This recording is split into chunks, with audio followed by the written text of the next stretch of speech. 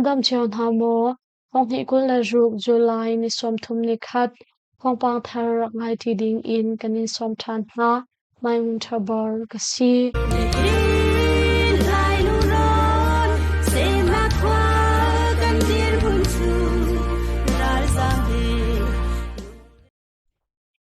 kale in ha kha khopi a SSP Sural kap ni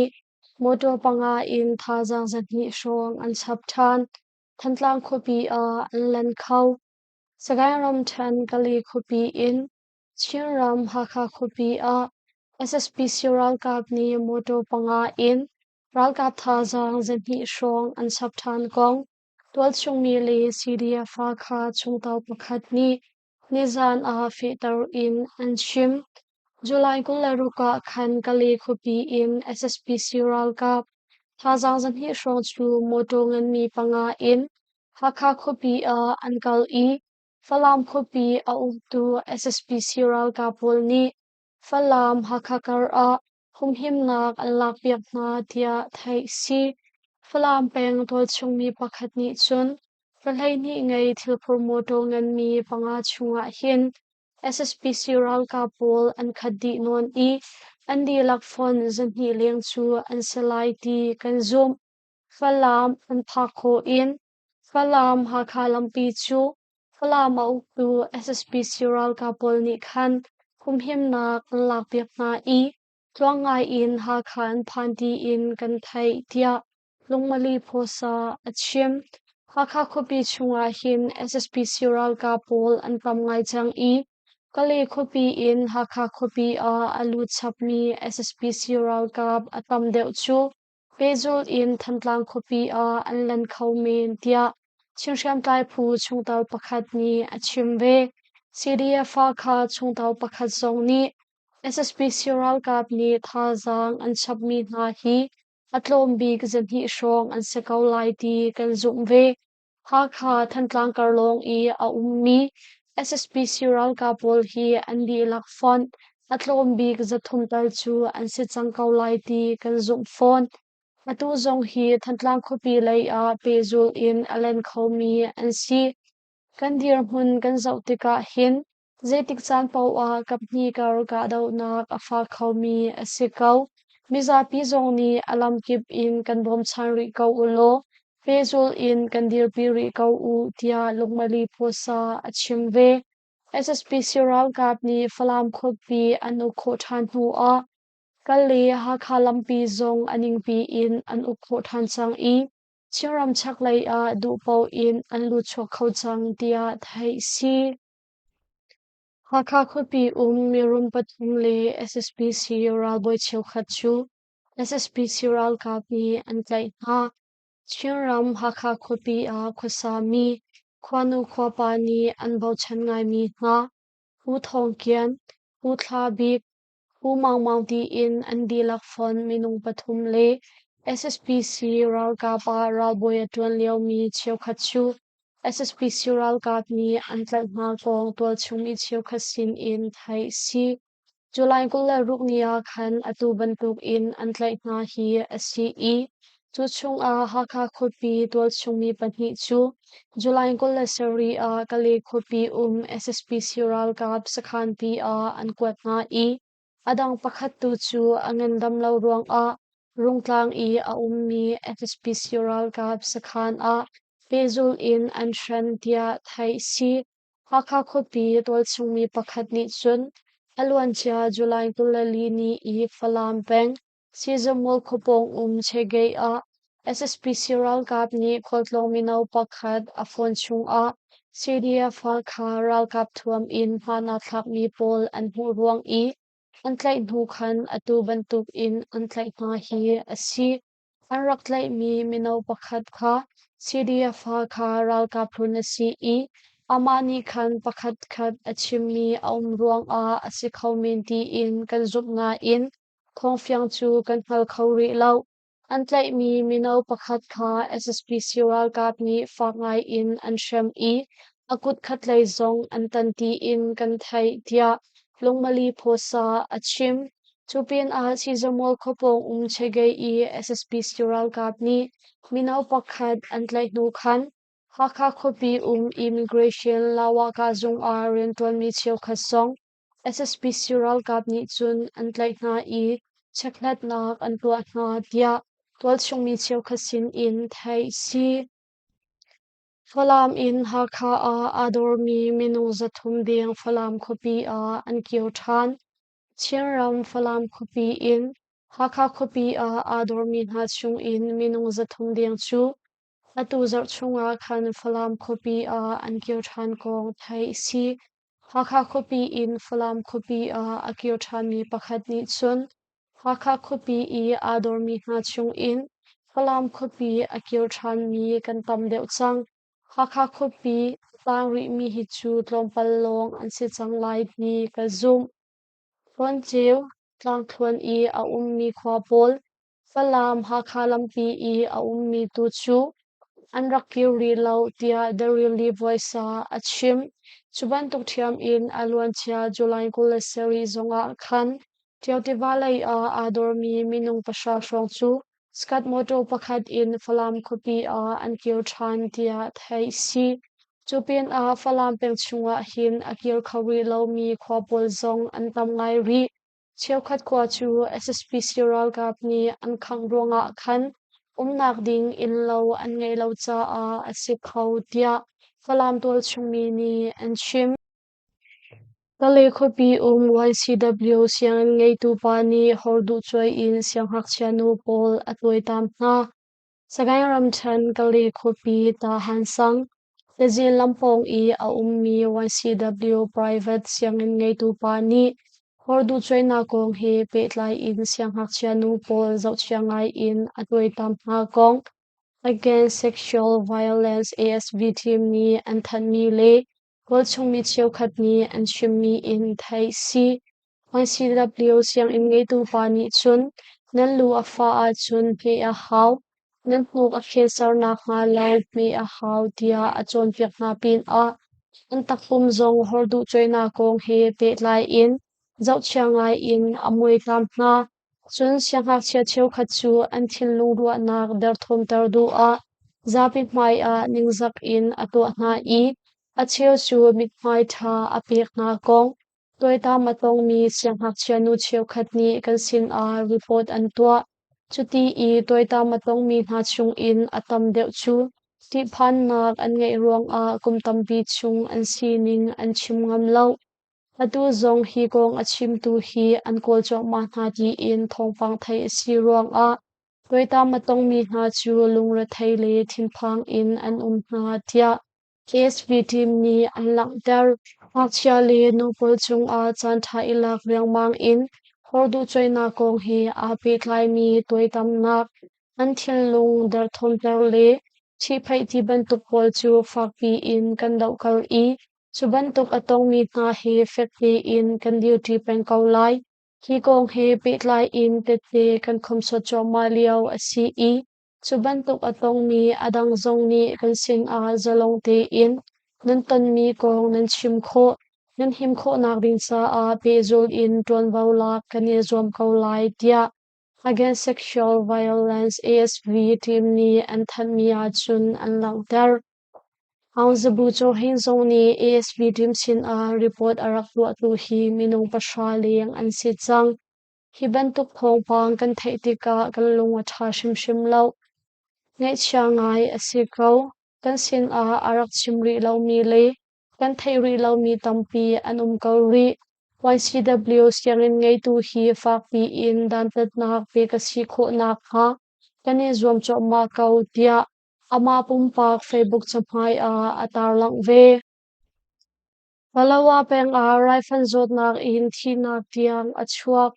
CI an ngai ti lo I zoral in bom chan an her Chingram Palawa peng lemyo chang phonglang maram chung I a mi kholhei ruk a July thathok ka khan rifle zot nak in azomi an tam ngai I July Kulasari zong a ngak Chiapa khat anun nak aliam kong Nandam nak zung rian tuan tu ni nizan a an shim Nandam nak zung rian tuan tu ni chun dai maram di lak pi zong in chim kho a si I Khotel hairuk a raifan zotnak in azomi an tam ngai MAM phuzong ni CI an pe kaunhana in ani zat lo cha a zoral in bomchan an her keima sinlong a khulhain hi shrong in azomi an rak ithlobul choma kau hundang zong a azomi an keima sin a an ratpi mi ngakchia pakhat song July kulali in kulaseri tiang kathlobul kauna in CI tlamplin lo ruang a damlai apan lo chu cha a rakhai ram kulai a kakal tau hna I lampi a anun nak aliam atu zong thlobul ding in kasin a anrat pi mi ngakchia an than chun kumupa pakhat song nizan a rakhai lai a kalantar upa he ngakchia he raifan in anzo hna WHO ni akan pek mi raifan sipol kha kaneza ti lo MAM ni akan pek mi zong kaneza ti lo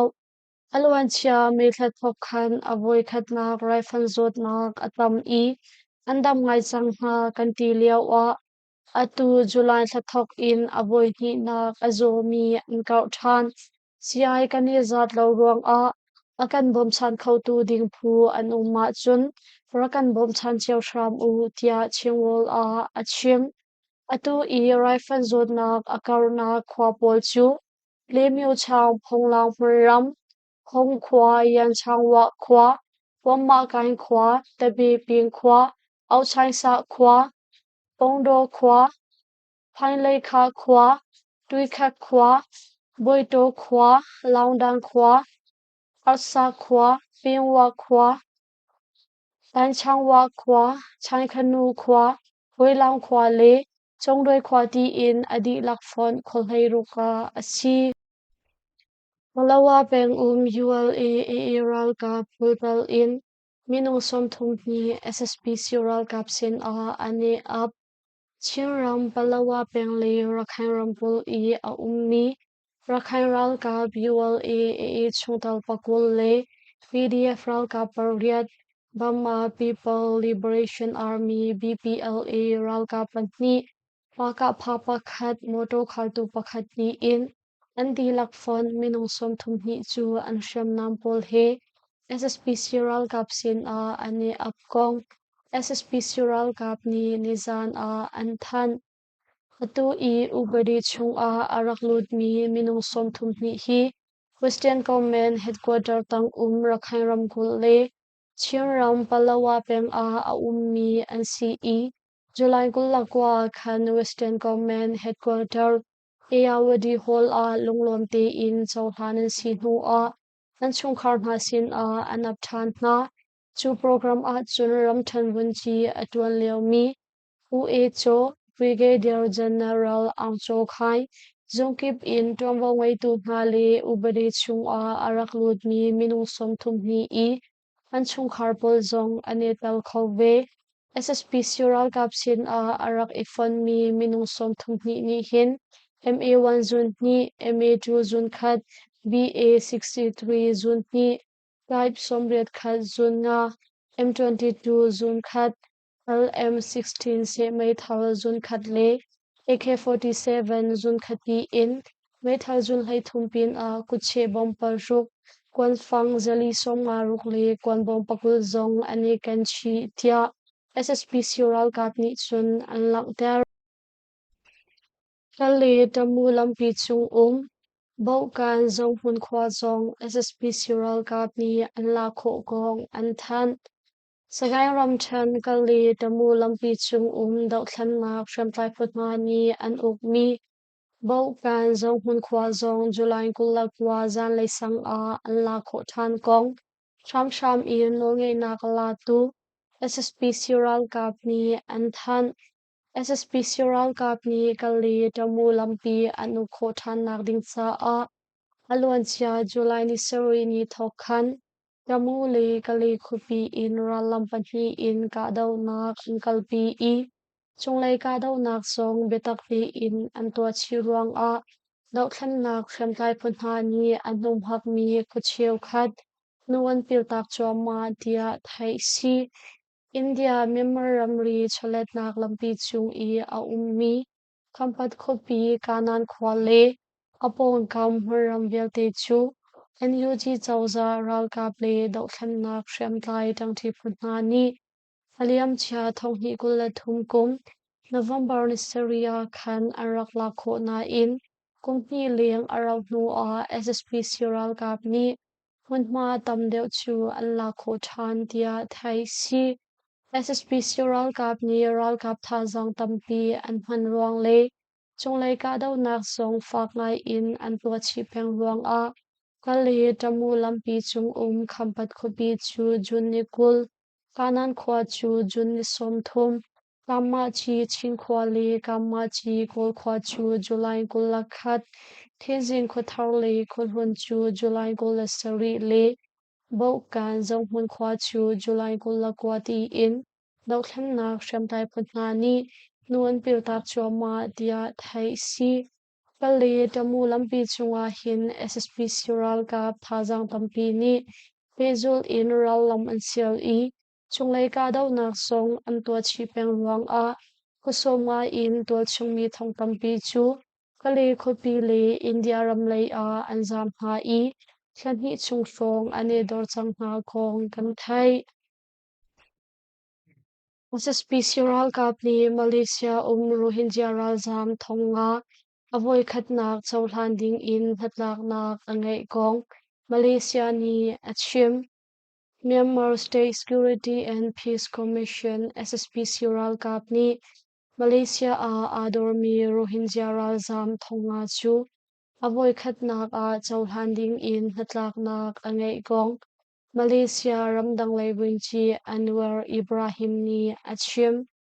mitampi ni razapol hi kwathan na u tia anchim asina in khoika ada kan kwatna lai chulhana khan chun Myanmar ram ni anrak chawhlang du na lo atua chun avoi khatnak a minung thonga chawhlan ding in natlak nak ngai asichang atu bantuk in SSP Siral kap ni natlak nak an ngai mi hi Southeast Asia ni chansau pi chung razampol buainak aphichua kan kolmi atlam thin kho na ha karhan pakhat asi razampol kong aphichua kolna konga hin Myanmar ram he pezul in chaihmai na kan ngai lai tia Malaysia ramdang leibunchi ni achim July kullakwani a antua mi ceremony pakhat a Malaysia ramdang leibunchi Anwar Ibrahim ni atu bantuk in achim hi asi I Myanmar ram le Malaysia ram pan hi chaihmai nak an ngai liau a hi bantuk natlak nak an ngai kho mi hi miza pi an him kho nak ding cha le ramadai kho nak ding cha a kumtam pi chung razam boina kong aphichwa kol asi kho nak ha kan chau nak lang pakhat asi tia Malaysia ramdang leibunchi ni chun Australia chupin a Bangladesh ram a khosami Rohingya silthum shrong zong Myanmar ram ni chawhlan hading in natlak nak angai gong Malaysia ramdang leibunchi Anwar Ibrahim ni achimna in zaitik a achawhlan lai I an kiau lai ti mi kong tu chu dikliu in achim chi lau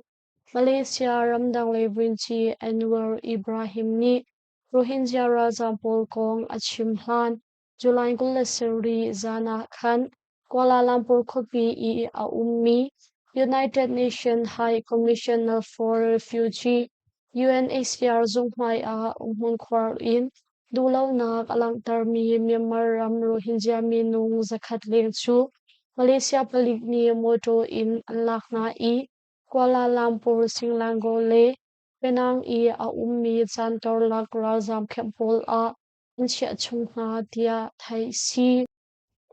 TNLA thong in azam mi thongtla thlainga chung a minung pakhat long an tlai kho ri Chang ral ka PSLF TNLA ni an ukmi Changram kul mantong khopi thong in azam mi thlainga chung a minung pakhat long an tlai kho ri I adang hleili chu an luat kong mantong khopi shambun thonglak nak shampi ni nizan a an chim azam mi thongtla pul laka khan nan san pen khote pakhat a ngak Chiapa pakhat atlai shem tu kumpul le kumnga upa chothe zong atal I mi that lai nong mateya peng mi uzo min zong atal ve chuping a mi fir pakhat krithai si zor tu minung pathum krithai si atong mi minung basari le SSP Sural Kap chungtal patni song anepal thongin hak tu anda thanruang a anjam kho kha asi antlai kho mi minung pakhat chu rithai si ruang a thongan thak mi asi I mantong kho pi leng ramlak a antlai kho than thongtla pol anjam hi alwan chia July nikula khan asi tia mantong kho pi shambun thonglak nak shampi ni chun anchim aliam chia thongni kul langal kum November ni khazonga khan chang rau ka PSLF DN aleni aduk mi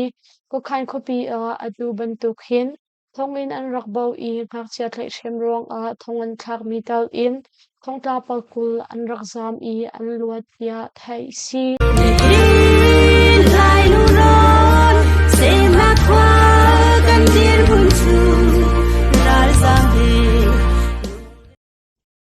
Normally post thazang akan pe I kan thawngchim angai tu nan di lak chung a kan lom tuk hring shan thai Zinglei a thongpang thar he kan tong than na lai